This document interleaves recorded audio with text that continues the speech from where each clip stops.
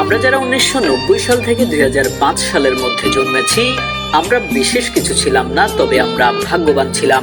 যখন আমরা ছোট ছিলাম, হাতগুলো জামার ভিতর ঢুকিয়ে রেখে বলতাম, আমার হাত নেই। একটা কলম ছিল যার 4 রকমের গালি ছিল, আর তার 4টা বোতাম একসাথে টেপার চেষ্টা করতাম। আর এই কলমটা যার কাছে থাকতো, তার ভাবসাবি থাকতো অন্যরকম। আমাদের সময় 1 হাত সমান কলম পাওয়া গেলেও আমরা আবার কলম কেটে কেটে অনেক ছোট কলম আবিষ্কার করতাম।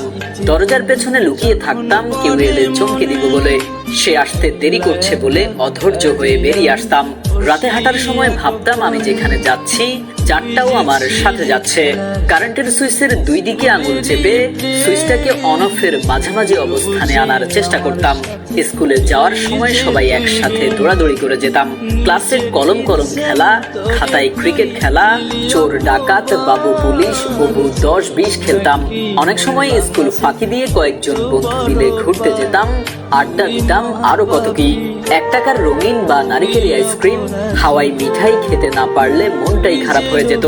হঠাৎ আকাশ দিয়ে হেলিকপ্টার গেলে সবাই রুম থেকে বের হয়ে আকাশের দিকে তাকিয়ে থাকতাম। স্কুল ছুটি হলে দৌড়ে বাসায় আসতাম, মিনার কার্টুন দেখবো, সিসিমপুর দেখবো। শুক্রবার দুপুর 3টা থেকে অপেক্ষা করতাম কখন বিটিভিতে সিনেমা শুরু হবে, এবং সন্ধ্যার পর আলিক Laila, Sinbad, Robin Hood, MacGyver দেখার জন্য পুরো সপ্তাহ অপেক্ষা করতাম। ফলের গুটি খেয়ে ফেললে দুশ্চিন্তা করতাম পেটের ভেতর গাছ হবে কিনা। মাথায় মাথায় ধাক্কা লাগলে শিং গজানোর ভয়ে আবার নিজের ইচ্ছায় ধাক্কা দিতাম। কেউ বসে থাকলে তার মাথার উপর দিয়ে ঝাঁপ দিতাম, যাতে সে আর লম্বা হতে না পারে। বিকেলে কুতকুত, কানামাছি, গোল্লা ছুট, বৌচি, হাডুডু, কাবাডি, দাঁড়িয়া বান্দা, গাঙ্গুলি, গোল্লা ছুট, দড়ি লাফানো, চেয়ার সিটিং, কানামাছি, ওপেন টি বায়োস্কোপ, এক্কা দোক্কা, রামশাম, যদু মধু, চোর ডাকাত, মার্বেল। সাত ছাড়া না খেললে বিকেলটাই যেন মাটি হয়ে যেত। কেউ একবার কোনো কিছু খেতে দিলে আরো একবার চেয়ে বসতাম, আর না দিলে বলতাম পানিতে পড়ে যাবি। বাঁশের কঞ্চি দিয়ে তীর ধনুক বানাতাম পাখি শিকার করার জন্য।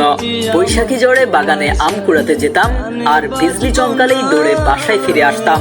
গাছে ঢিল ছুঁড়ে বড়ই পারতাম, দল বেঁধে পুকুরে, খালে, বিলে ছিলে ঝাঁপ দিতাম।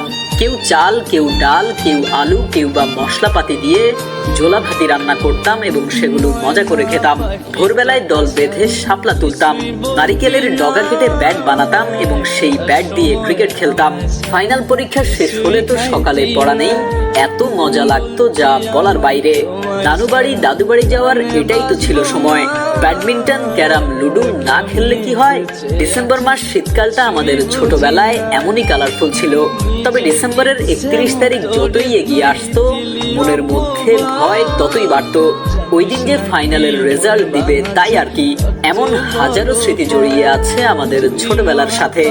জানি সে সময় আর ফিরে আসবে না, কিন্তু তারপরও আক্ষেপ, যদি আরো একবার ফিরে যেতে পারতাম আমাদের ছোটবেলায়। আমি জানি আমাদের জেনারেশনের যারা আজকের ভিডিওটা দেখছেন, নিশ্চয়ই আপনাদের মুখে হাসি ফুটে উঠেছে।